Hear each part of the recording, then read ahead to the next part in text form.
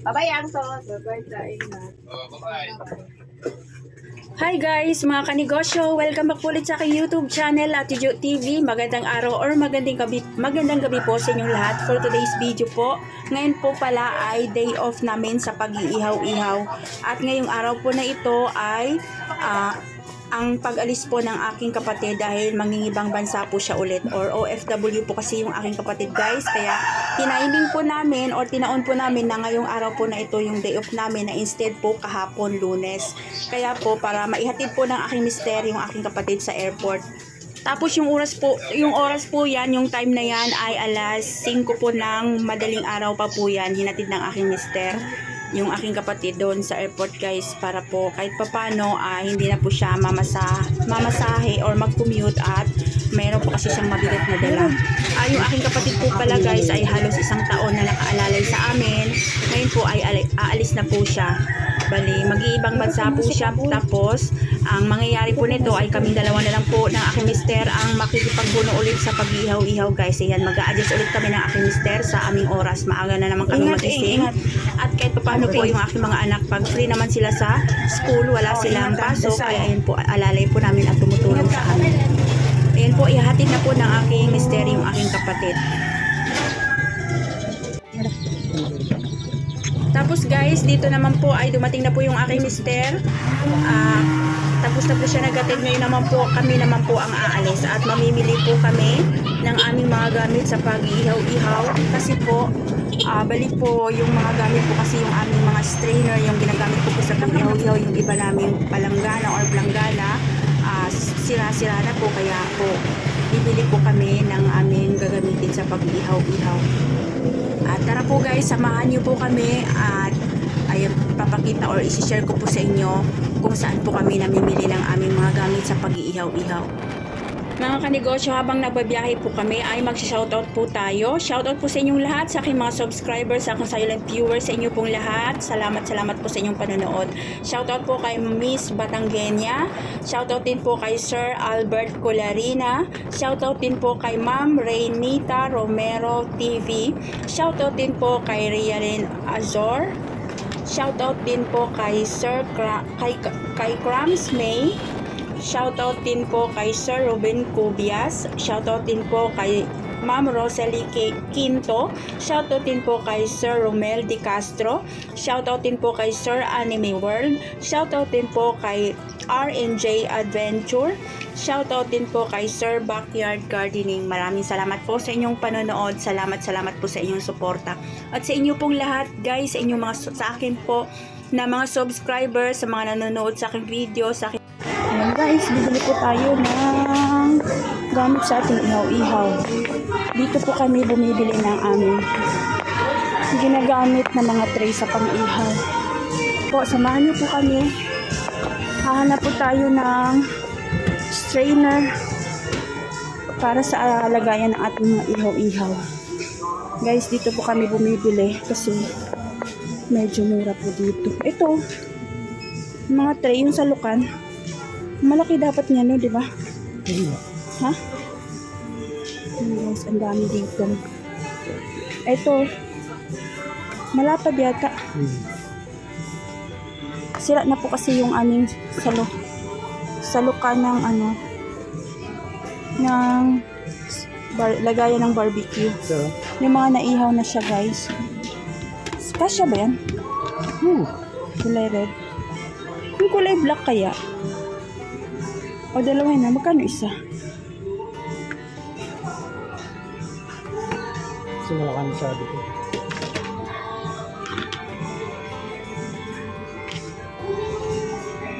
₱55. Tapos,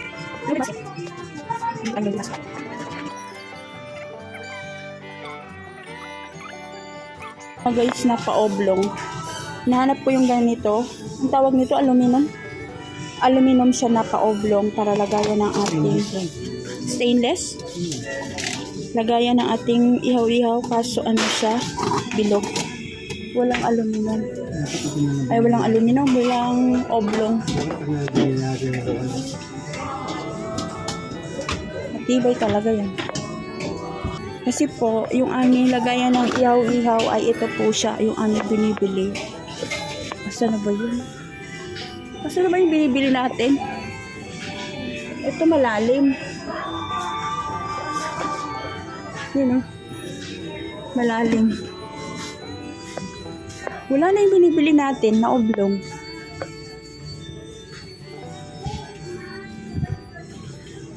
Pula po kasing aluminum na ganun. Ito po yung aming, ayun, oh. Ito ba yun? Black. Ito po guys yung aming lagayan. Binibili namin na lagayan ng mga alaman, pork barbecue. Kasi yung style po niya, yan po, o pa-oblong. Swak po yung barbecue stick natin. Mag-aano din yan sa katagalan. Kasi dati ganito yun, binili ko eh.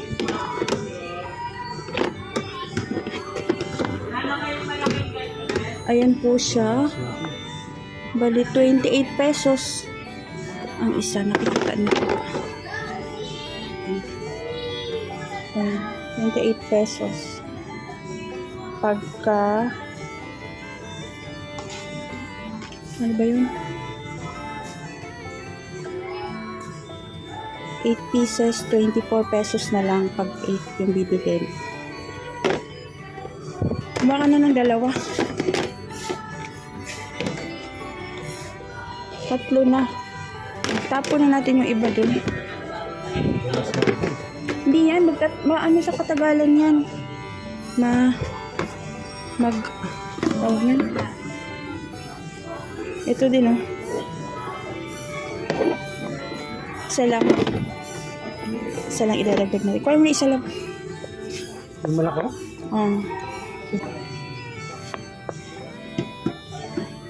Try ano pa nga yun?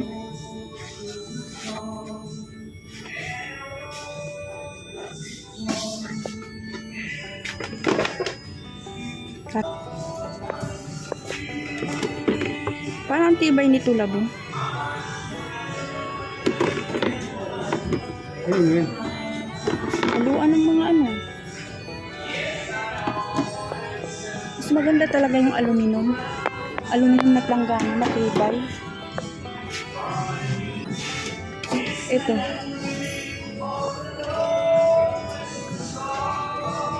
Tibay kasi talaga siya pang matagalan. Kailang ito, malumping.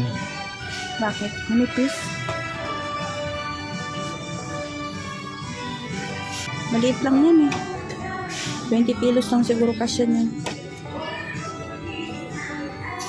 Ito yung tigas. Ayan. Magkano yung presyo nila? Hindi ko kita eh. Butas eh. 272? Ito na lang. Malumping lang ako. Kaya yung ganyan, maganda rin yan. Tibay din yan eh. Malalim siya. Pwede ito sa isa.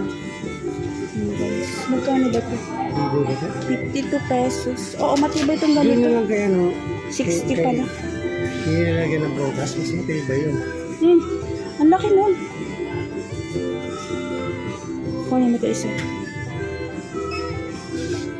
Malaki nga lang yung butas niya. Sa isaw, pwede ito eh. Katuluan. Baka na. Yung dati kong binibili, mabilis kasi siya marupok. Marupok siya. Wala na iba.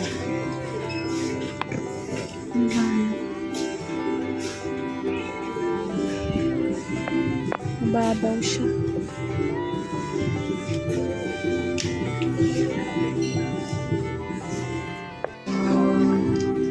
Ano guys yung aming nabili. Tara.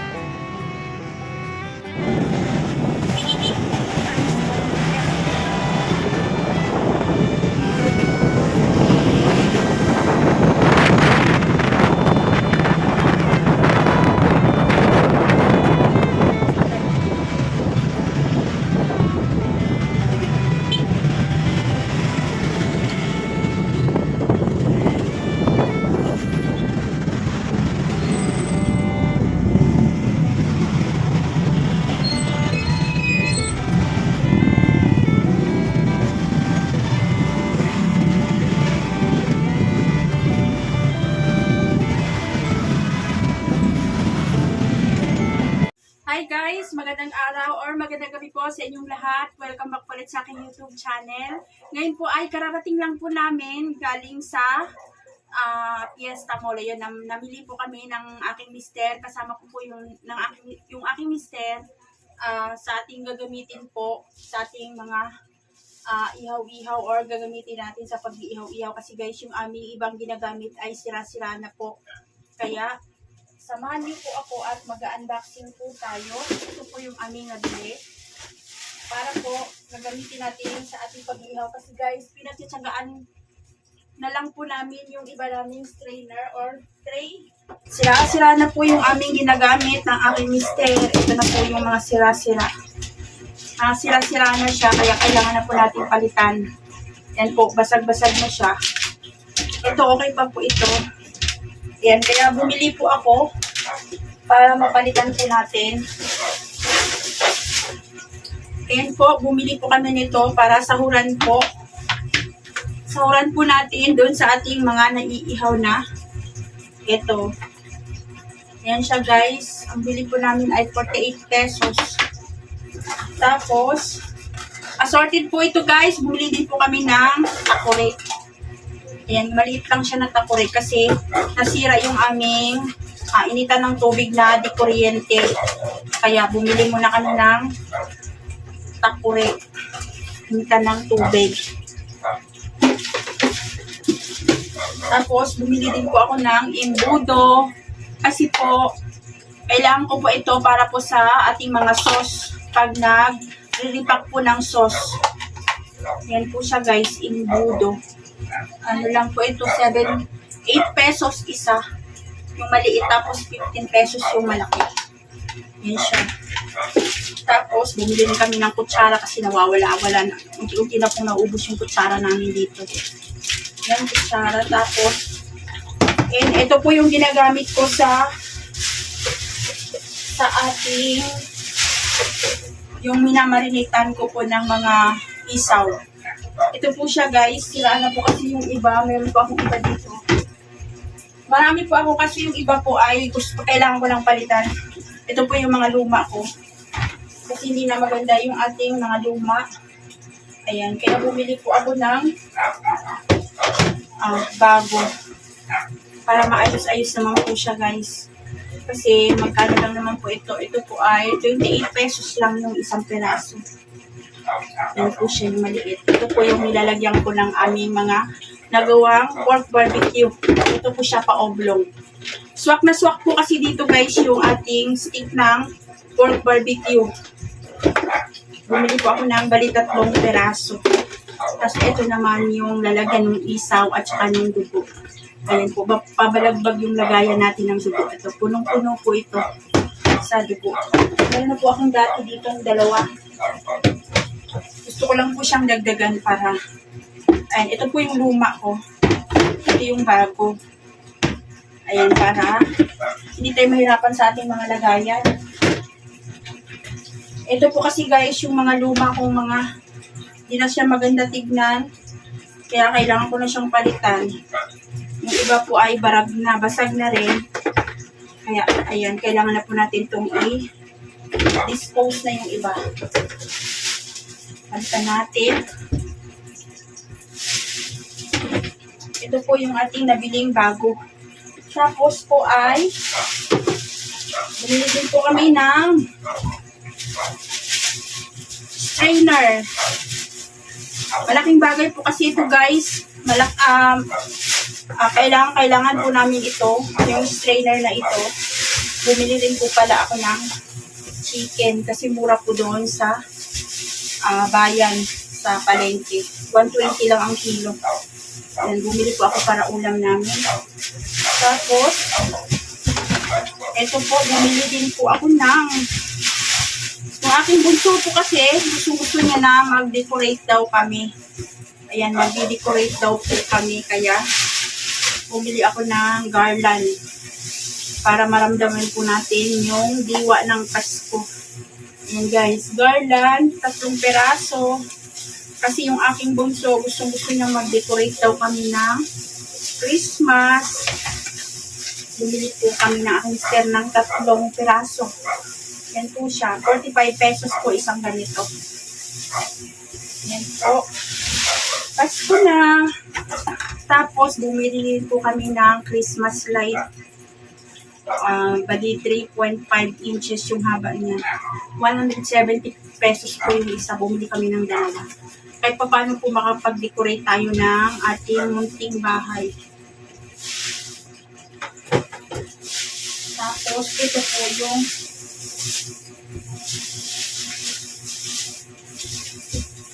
yung hawakan ng kaserola, bumili din po ako. Kasi nasira na po yung hawakan ng ating kaserola.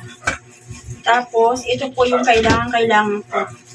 Hindi ko na po mahanap yung ganito kalaki. Na? Pero tingin ko po kasi mas matibay ito. Kaya ito na lang po binili ko. Wala na po kasing ganito na ganitong itsura. Ganitong klase. Madali lang po siya masira, guys. Mabilis lang siya mabiyak. Tapos, ito na lang po yung binili ko. Tingin ko po kasi mas matibay ito ngayon. Ito po yung ito po yung ginagamit ko na pagpapatuluan ng mga isaw. Ayan, lahat po kasi ng mga ginagawa kong ihaw-ihaw, guys, ay pinapatulog ko siya.